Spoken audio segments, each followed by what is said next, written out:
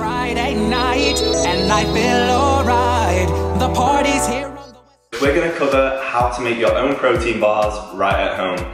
They're extremely simple to prepare, and you know exactly what ingredients have gone into them as well. So if you've got any specific dietary requirements, you can add or take away any ingredients which fits you. So I'm going to delve into all of these ingredients and explain the nutritional benefits of each. It's extremely simple to prepare. There is no baking time required. There's only a little bit of setting time in the fridge.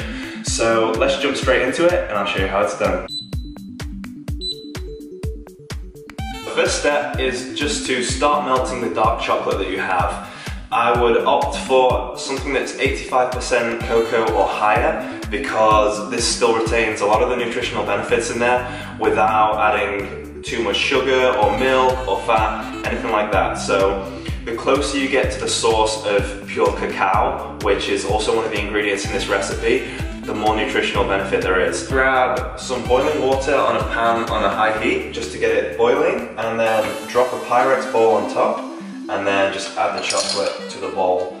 This is going to start to melt whilst we combine the other ingredients. So the first ingredient we're going to take is whey protein. This is the fastest absorbing protein that you can take. So we're just going to add that straight into the bowl. So there's 125 grams of whey protein in there. So that's roughly 100 grams of protein.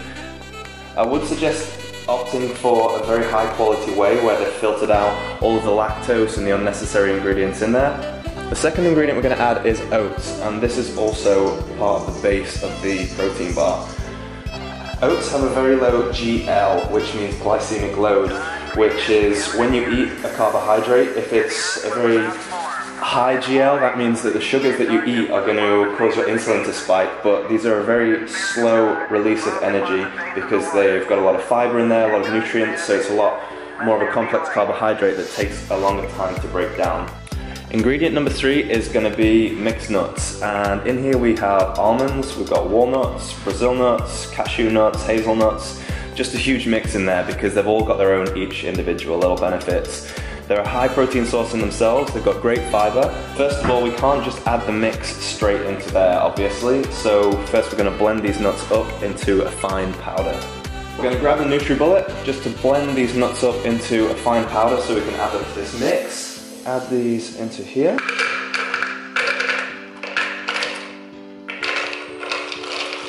We're just going to slowly blend these together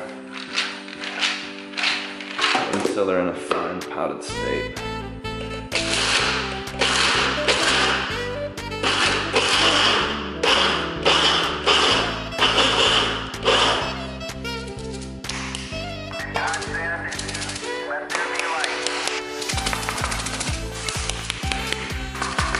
So when you're doing this, you can buy powdered nuts already, which will save you a job, or if you are going to use a blender or something, I'd suggest just giving it a few pulses because otherwise you're almost going to create your own nut butter if you really blend it. So what you want to look for is a consistency like this, so it's nice powdered base. So we're going to add that into the mix.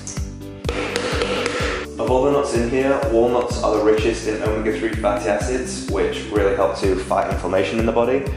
And there's lots of healthy poly and monounsaturated fats in there as well. The almonds in here are one of the richest sources of vitamin E out of all of the nut selection, which is a very powerful antioxidant. The cashew nuts in here are very high in zinc, which is great for the immune system. They're very high in magnesium as well, which is very important for a lot of processes in the body, whether it's muscular function, nervous system function, whatever it is, you name it. Magnesium is very critical in the body. And the Brazil nuts in here as well are very high in selenium, which can protect against certain cancers, including bone cancer, prostate cancer, breast cancer. So just all around extremely important nutritional benefit to come from all of the nut ingredients in here.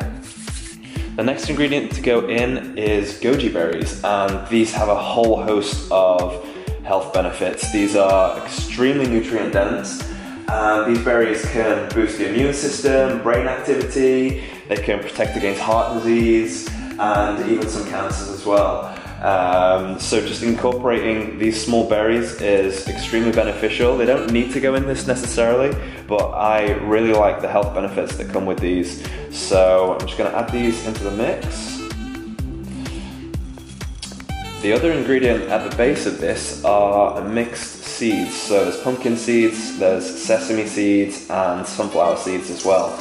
Again, like just as the nuts were, these have very high amounts of omega-3, 6, and 9 fatty acids, which are extremely important for cardiovascular health, brain function. Fats are extremely important in the diet, and I know they get a bad rep, but if you have a lot of poly and monounsaturated fats in your diet, that's actually going to be more beneficial to you than if you didn't have them. Another thing is the goji berries are extremely high in antioxidants, which are going to protect the body against free radicals. Moving on, the next ingredients we're going to add are a little bit of ginger and a little bit of cinnamon. These have so many health benefits. I'm going to start with ginger. This has got lots of anti-inflammatory properties and it's very good for digestive health. And the cinnamon is very good for your nervous system. There's anti-cancer benefits in there. It's also anti-inflammatory. The best thing about these two ingredients is they're going to add a little bit more of the taste factor. These are satisfying the taste, but they're also adding great health benefits as well. So if we just add a little bit of a sprinkle of each, then some ginger as well. So the ginger's going to add a nice little kick to it. You don't want to add too much. And then you're just going to keep mixing all of these ingredients together. That's the last of the dry ingredients, so what we're going to add now is the wet ingredients. So starting with agave nectar. This is a natural sweetener and is a great substitute instead of using like refined sugars or anything like that. So we're probably just going to add about 2 tablespoons to the mixture. So what we're going to add next to the mix is about 40 milliliters of coconut oil, and this is extremely good for your health as well. There are some saturated fats in there. However, it's great for mineral absorption, so all of these nutrient-dense foods that we're adding into this mix are going to be more readily absorbed by the body. This is where it starts getting a little bit sticky, but we're going to start mixing this together with our hands now. Right, so next to the wet ingredients is going to be almond butter. We're going to add we're going to eyeball this, but this is going to be about 50 ml of almond butter. When you've done this a few times, you kind of know how much to put in. There we go, that's just about enough. The almond butter is going to be one of the binding elements to all of this. Yeah, folks getting down in the sunshine. Now you want to start adding your almond coconut milk, whichever one it is that you prefer. And this is where it gets the most sticky. If it's not enough milk, you kind of want it to get into like a doughy texture, almost so you can roll it into a ball. If you don't quite have a doughy texture, just add a little bit more of the milk to it. But just keep mixing these together just to make sure there's no dry clumps in there or anything like that. Really get everything nicely mixed together, and there won't be any nasty surprises when it comes to actually eating the bars.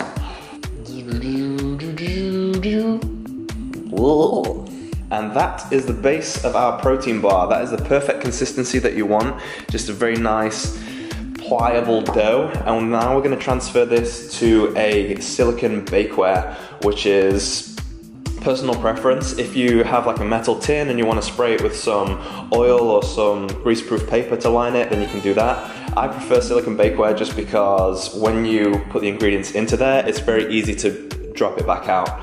So we'll just start transferring the ingredients from the mixing bowl into silicone bakeware. This is very, very sticky, as you can tell, but that's the perfect consistency that you want to go for.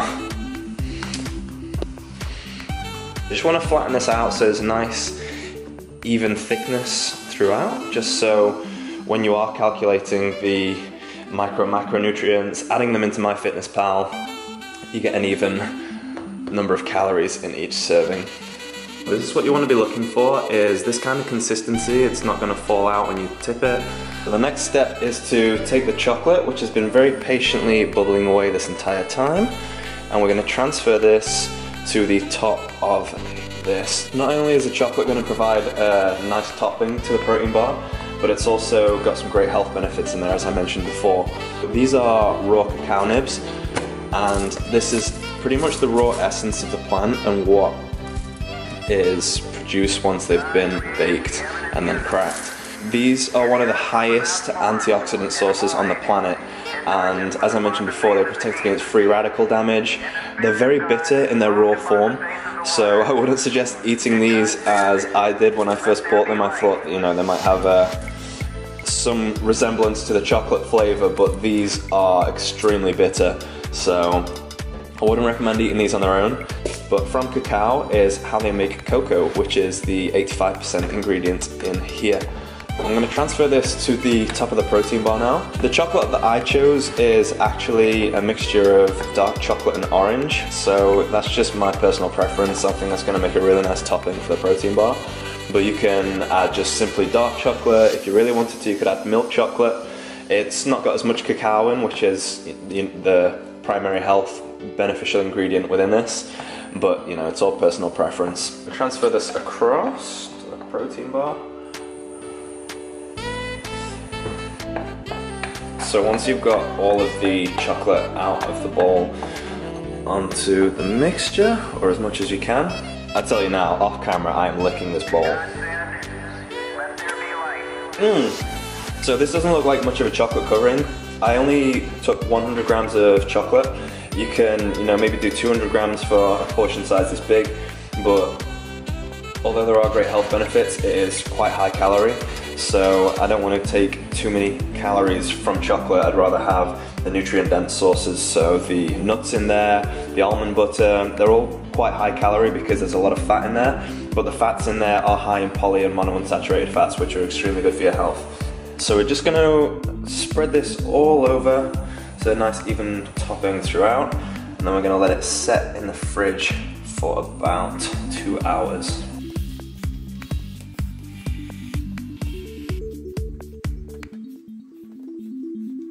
So as I mentioned, the health benefits of these cacao nibs, I'm just going to put like a fine sprinkling on the top. If you want, you can chop these to be a little bit more fine, but these are going to add a nice little crunch factor to like the really chewy protein bar. So just a sprinkling, as I mentioned, they've got excellent antioxidant benefits, high in flavonoids, and they're just really going to add the final nutritional kick to these protein bars. That looks beautiful. I'm going to take this to the fridge now, leave it there for about 2 hours just to set, and I'll show you the final product. There you have it. This is the final product after about 2 hours of setting in the fridge. So it should be completely solid. So we're going to chop this up now into about 8 portions, and the calories will be on the screen for you now. So this is where the silicone bakeware comes in a treat, because you should be able to just slowly edge its way out. It is still really sticky on the bottom, so if you are going to use silicone bakeware, then I would suggest spraying it with a little bit of oil, just to give it that extra bit of slide when it comes out. I'm just going to have to risk this and just tip it upside down, give it a beating. That's really stuck on there. Just keep working your way around. I can still feel it stuck to the bottom, but it's coming away from the edges. Oh, this looks so good though. Oh yeah. Obviously it'd make a little bit more sense to have this in maybe a rectangle or a square, so you can get equal portion sizes. So this is kind of like a protein pizza pie, but I'm sure it's going to taste just as good. So you can see here is the macronutrient split within each slice of this. Man, this looks like a cheat day waiting to happen. Looks so good. So there you have it. Protein bars 101. Huge nutritional benefit. So there you have it. Protein bars or protein pizza 101, whatever you want to call it. That looks absolutely incredible, and I almost dropped it on the floor. I'm going to call this the protein pizza because that's more what it looks like. So if you've got a square tray at home, then use that and you can slice it to bars. Otherwise, you're going to be making a protein pizza pie. I think it's time to dig in, just to prove to you guys that this is edible.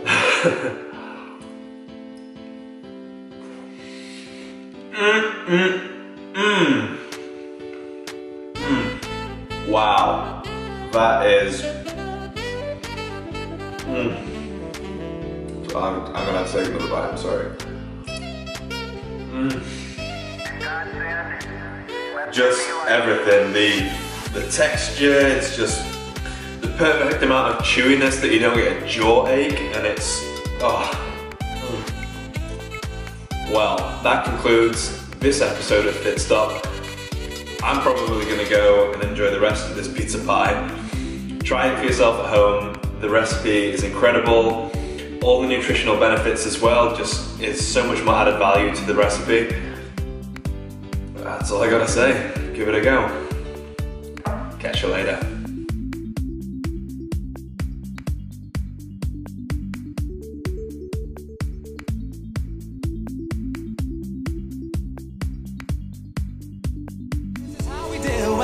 It's Friday night and I feel alright. The party's here.